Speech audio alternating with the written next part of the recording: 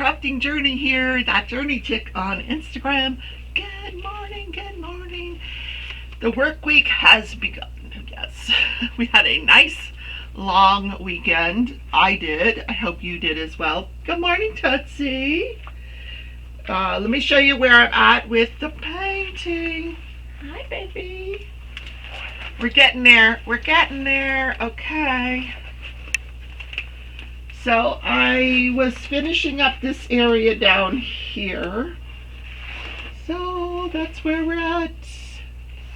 I put some bling into the watch here. Yeah, I don't know if you can, yeah, you guys kind of tell. Yeah, kind of cool. I used some gold sparklers for that. Yeah, very pretty. I still have some holes to fill in. Look at the little stragglers here on the edge. All right, let's put this down. We're making good progress. Yes, we are. Okay. So, everybody's asking me, how did it go with the car? Well, funny story. They were closed. I was in a Zoom. I drive out there and I'm talking to my Zoom friends. And so they went with me and we all get there and I get out of the car and they're closed. Like, oh, really? Yes. Observing the July 4th holiday. Who knew? So I gotta go today. I'm working from home today, but around lunchtime I'm gonna head over there. Oh, the kittens are, yesterday I thought they were kind of lethargic. You know, they just slept all day. But today, wow. Oh my God, they're in the kitchen. They're wreaking havoc in the kitchen. Oh my word. Kitty, kitty, kitties. All right, where is this one drill that I need? Where are you? It's hiding. No, I found it. I found it. You know you're getting to the end when you start getting low on drills. And you just keep your fingers crossed that you have enough. I still have, let's see, one package that I didn't open. Which one is this? Oh, okay, well, we'll open that later. Pens, pens, pens, pens. We need a pen. Let's stick here. So what did everybody do on their day off yesterday? I was so tickled that the place was closed. I came home and I stayed in the Zoom till 12:30ish. I was cross stitching. I'm working on my Alice cross stitch. I will show you Wednesday my progress on that. And Shalene, the coloring, she used to be the coloring book. No, now she is, what is her name now? Shalene's, I don't know. Let me find out. Oh, that's terrible. I know if you look up Coloring Book Nook, you'll find her. But anyway, she's going to be on the show Wednesday evening. So what is her name now? Shalene, where are you? Okay. Shalene's, where'd she go? Shalene. Creativity Room. She remodeled her whole craft area, so now she's called Shalene's Creativity Room. Okay, so, sorry Shalene. That was not very nice of me to not remember your new name. Anyhow, so, so I came home, cross stitched for a little while, and then I was falling asleep in the Zoom, so I said, bye guys, and then I went and I took a nice long nap. Oh, it felt so good.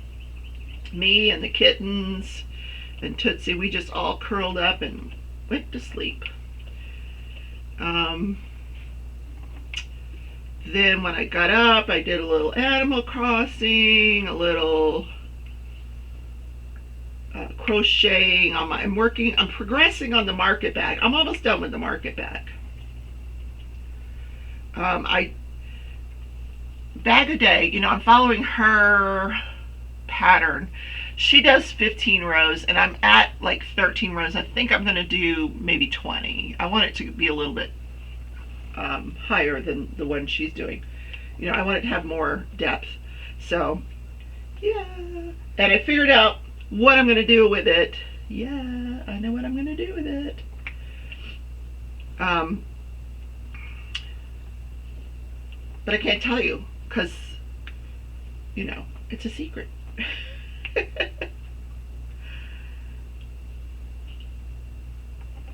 I certainly don't need it because I order my groceries for grocery pickup. I'm so lazy. I know. I spend way more money when I go in the store. If I do the pickup, I just get what I need. Yeah, and then I'm not tempted by all the cookies and the cakes and like because Walmart always has it set up like right there. Like, oh, you know, they have this big display of all the cookies and the cakes and yeah. You're not even in the food section and you run into this display. Like if you're looking for a swimsuit, you're going to run into the cookies display. Yeah. So what else did I do? That was kind of it. I didn't watch TV, nothing. You know, I listened to the trial for a little bit. I worked on some cross stitch last night. Yeah. So that's it. That was it was so relaxing, super relaxing. Yeah. Yep. And today, you gotta go to work. Gotta go to work. Work, work, work. Yep.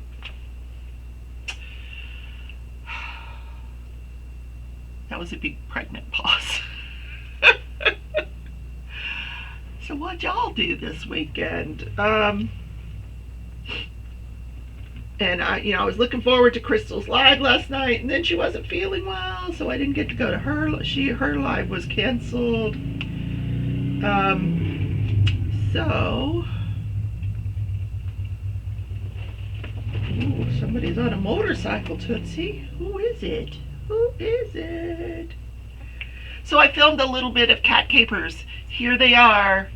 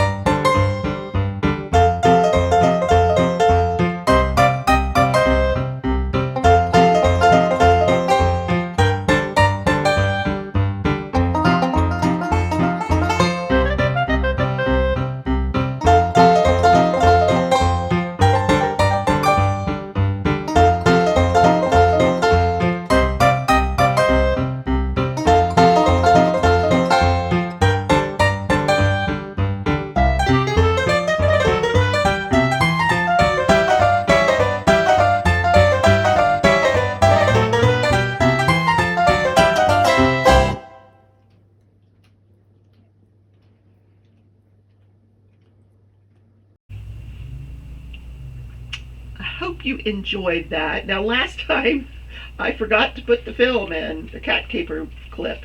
This time I hope I don't forget. If I forget, I'm sorry. But I'll try not to forget to put the clip in. Like I said, you could see them running around. This was this morning. They were running all over the place. And Tootsie was chasing them. She would like wait in a certain area where she knows they were going to run to, and then she'd chase them. I got to tell you, these animals are getting along so well. Tootsie, she gets a little annoyed sometimes, like if she's really tired, she wants to take a nap or sleep, and they want to play, and So she'll get a little annoyed, but she doesn't take it out on them. She just kind of gets up and moves to a different spot.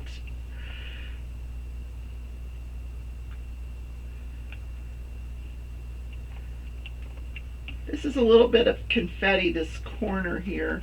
I don't know what's in this corner. Let me look at the... Oh, there's mushrooms, and this is a flower here. Mushroom, yeah, these are mushrooms down here. Oh, how cute. And then right here is the worm. So we'll be getting... I've already, in fact, I'll reveal it. See, on the worm, oh, you can't see. You can't see what I'm talking about. I'll show you. The worm has like a little scarf on. So what I did was I blinged the scarf. Here, let's see if you can see. Down at the bottom, see where the worm's going to be? Here, I blinged his scarf. Yeah, with pink, of course. Well, it's supposed to be pink, so I had some pink ABs that I put there. Turn this puppy around. So the next painting I'm doing, of course, will be the mystery diamond painting, but I'm also going to go back to working on the dormouse. As you recall, I started that, but I didn't finish it. So we got to finish the dormouse. Super cute Alice painting by TSA. Okay, tomorrow there will be a new release from Treasure Studios Art. A new artist. I'm going to put in a picture of a sneak peek right here. This is your sneak peek. Yeah, stay tuned for more. It will release tomorrow. Yeah, cute. It's cute. I love the way Rachel does her sneak peeks. Very cute. Anyway, Rachel is from Treasure Studios Arts. What are those kittens doing, huh? What are they doing in that kitchen? Playing in the water. Yesterday, I came in the kitchen and Stitch is up in the windowsill, like up high. Like, you know, it's one of those windows that goes up and down. She's on the windowsill. Like, what are you doing? Crazy cat. And I helped him down because I think maybe he was unsure of his way down. I could be wrong about that, but you know. All right, what national day is it? It is National Fried Chicken Day. Woohoo! I did not know that fried chicken was brought over by the Scottish people. The Scots like to you know, dip their chicken in lard and deep fry it, and they brought it over, and eventually people started adding seasonings in, and before you know it, we got KFC, the Colonel, with his special recipe. I remember my grandmother used to make the best fried chicken. So did my mother, but I could never make it. I just couldn't do it. I don't know why. It never came out right when I tried to make it. So I gave up. It's easier to go to KFC. But even KFC is not like a true fried, southern fried chicken. Now my grandson was working at Kaleo. He was working at a fried chicken place. But he quit before I got a chance to get over there and try it. I mean, I could still go there and try it, but yeah. It's on the other side of town.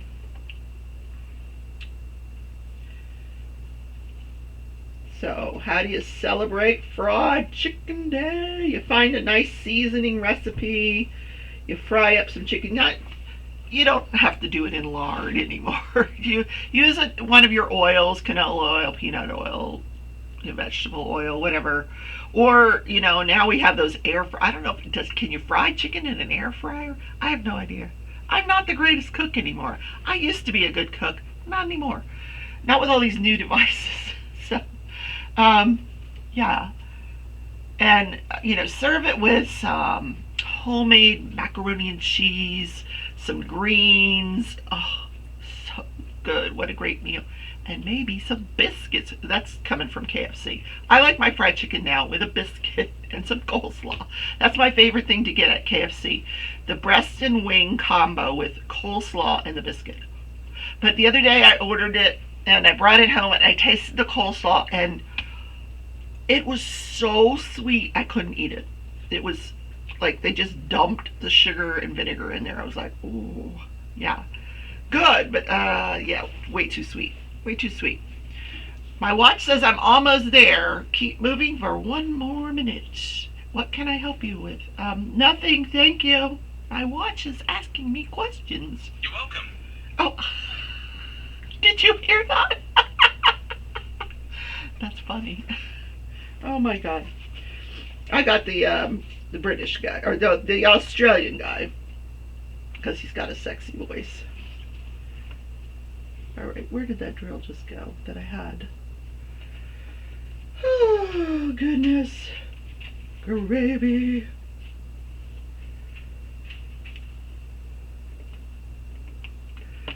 So let's get to judge, jury, and journey. So we started a new trial yesterday. This is the trial of Melanie and I don't know if that's pronounced correctly. E-A-M is how I'm pronouncing it. Eam. This is she is charged with murder for the death of James Barry. Now, the defense's theory, I covered the openings yesterday. The defense's theory is that Melanie, she didn't do it. She didn't do it. There was a house full of people at the time that this occurred, and one of those people was a man named Guy Hand, and I'll describe who that is today. The defense's theory is that Guy Hand committed the murder. Now, what you doing? So I learned some really interesting stuff yesterday. At first I had told you guys that this breakup occurred via text message. No, it occurred even more interesting than that. What is going on, huh? What's going on? Go lay down. So the first person they put up, what? Hold on, you gotta go outside? Okay. Here, going outside.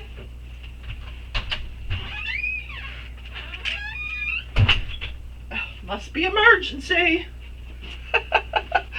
Silly dog.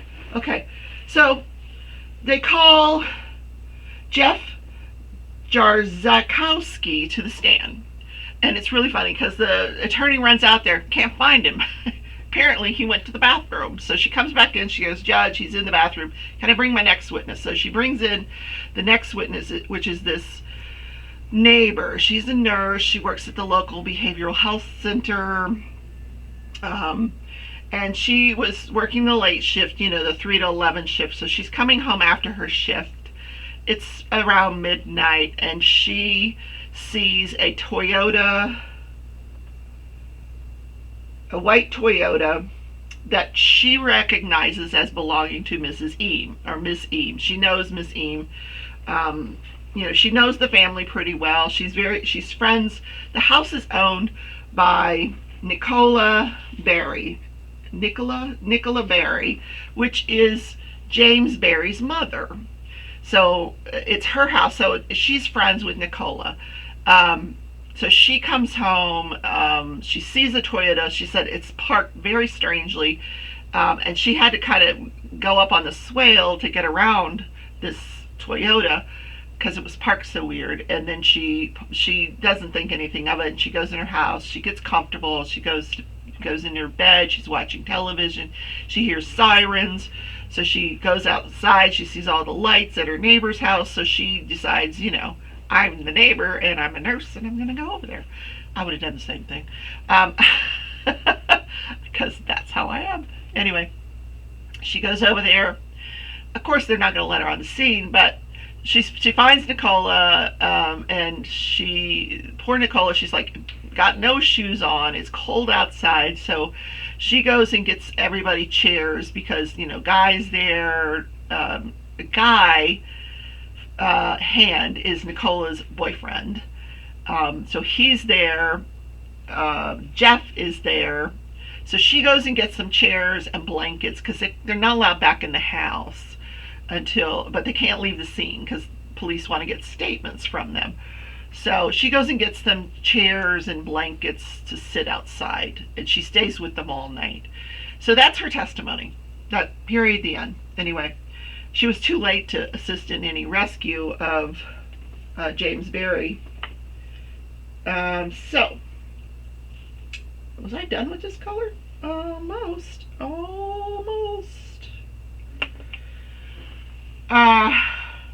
So then they put on, Jeff is now out of the bathroom. So Jeff takes the stand, and he's 26 years old. This is 2018. The murder occurred in 2016. And he's a little nervous. He's a manager at a local store, and he describes that he was James's best friend. He'd known him for 7 years. So at one point in time, he lived in this house. He rented a room from Nicola, James's mother. He rented a room. So he and James were super close friends, and he would come over and hang out every now and then, sometimes spend the night. So, and they would play video games. They were both gamers. So we learned from Jeff that James was playing this PC game called League of Legends. Now, I know about this game. I never played it. I wasn't that interested in it. I wasn't a huge PC or gamer. I was more Xbox. But anyway, I think you can play it on Xbox now. Anyway, that's beside the point. So, now Jeff says he didn't play this game. He would play a different game. But anyway, so James was playing this game, League of Legends, and so he describes that James's username on League of Legends was Burn in Hell. And so at this point, the defense attorney says, may I inquire? So what happens when you go into a particular line of questioning? The defense attorney can ask the judge if he can ask a question or two, and the judge may or may not allow it. But so he asked him, he said, and he wanted to do this before anything was shown. Any of the stuff that comes after this is shown. So, and it's basically qualifying what's going to be coming next. He wanted to make sure it was authentic.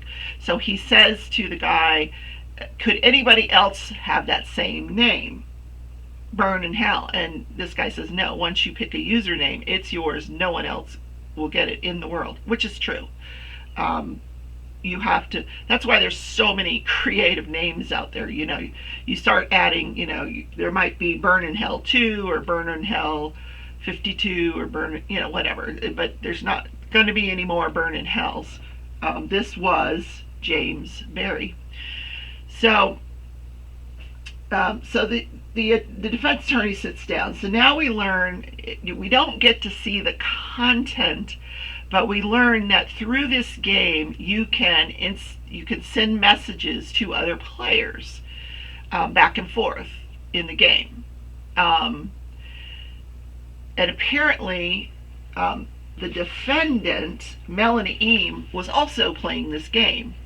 So we don't get to see the content of the messages, but apparently that night, the night of the murder, he was playing this game and he messaged her in the game to break up with her. That is even worse than a text message. You get a gamer message, Burn in Hell is breaking up with you, honey. And she probably thought, okay, you're gonna burn in hell. I don't know. That was inappropriate. Sorry.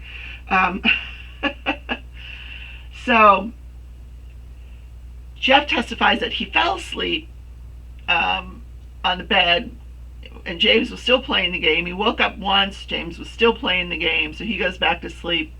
The next thing he knows, he wakes up because he hears James come into the room screaming, "Help me."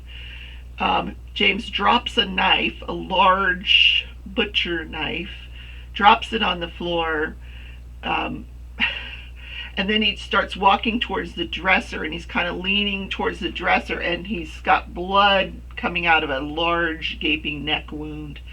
So Jeff jumps out of the bed, and he says, "I wasn't even really awake, and I'm kind of stumbling," but he says, "I can see that, James is leaning on this dresser. He's not steady." So I help him over to the bed, and he lays down on the bed. So at this point, he says, "I could see Guy Hand coming out of his room, out of the bedroom, his mother's bedroom."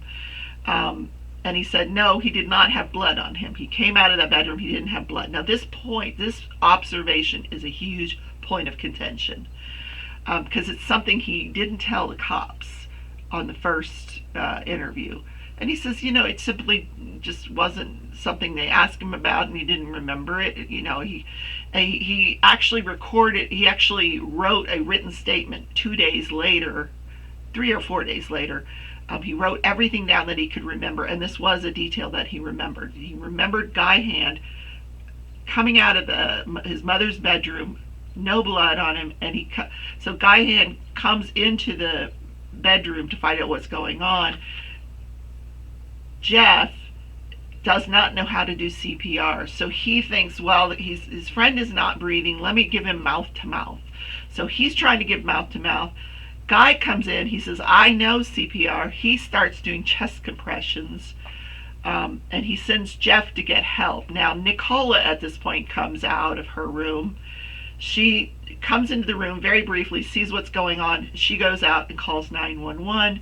Jeff goes out into the driveway to direct the police to where to go. But he said, "I watched the life leave my friend," and he had tears in his eyes. It was very touching, He says he just went pale, and I knew he was gone. So like I said, that whole issue with the police was, what he told the police was a point of contention. Because, as the defense theory is that Guy Hand did it, not her. So Jeff at no time sees Melanie. He does not see the defendant. He doesn't talk about seeing the defendant. So apparently she had come and gone by the time all this, rescue efforts are occurring. Oh, there's my puppy. Come walk in.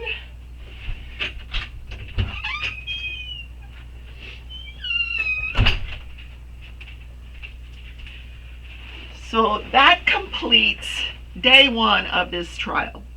So I'll cover day 2 tomorrow, or as much as day 2 as I can get to, and we'll go from there. Should be fun. I always say that, don't I? Should be fun. Yeah, I was in my bed last night listening to the trial, trying to cross stitch. The kittens are just like going wild.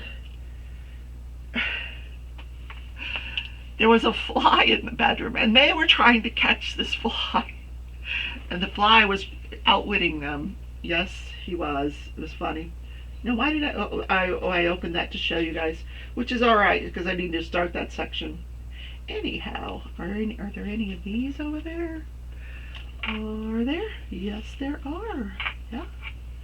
At least one right there. So what happened this day in history? Let's take a look and find out, shall we? All right. And you know what else happened yesterday? I didn't buy a thing. No purchases. No buying yesterday. How cool is that? Yeah. One day for me. Woohoo. Oh, this day in history. July 6, 1994, Forrest Gump opens, and then it wins Tom Hanks a second Oscar. He was one of very few men who got back-to-back Oscars. He won the Oscar the year before for Philadelphia, and then this particular year he wins an Oscar for Forrest Gump. Forrest Gump is this fantastic movie. Oh my God, if you have never seen it, it's a good-hearted man. He's got a low IQ, but the way that they interspersed him into everything, he was like this, he he rubs elbows with key figures such as Elvis, Nixon. He's a ping pong prodigy. He's a star runner. You see him as part of Watergate. You see him next to JFK, John Lennon, Richard Nixon. I'm like, oh my God. And the way they won an Oscar for Best Director, and an Oscar for its then cutting-edge computer-generated imagery special effects, where they incorporated him into all those photos with those famous people. It was pretty cool. But this is where we get the famous line, "Life is like a box of chocolates." Okay, hold on, let me do that again. Life is like a box of chocolates. You never know what you're going to get inside. And he was talking to Jenny. He marries Jenny. Remember, he marries Jenny. She dies. He takes care of her son. I'm not spoiling the movie for you. This movie is fantastic. If you've never seen it, you have to watch it. If you've watched it, watch it again. This day in history. Yep. Anyway, I gotta go to work today. No, I'm working from home, but I'm still gotta work. I got a boatload of applications I gotta process, because I couldn't get to them Friday because of my other duties. Anyhow, have a great Tuesday. Yes, it is Tuesday. All day. It feels like a Monday, but it's really Tuesday. And so, short week. Yay. And I will see you tomorrow in the morning show, or tonight maybe in a Zoom, or you never know. I'm around the community. Say hello. Love you all.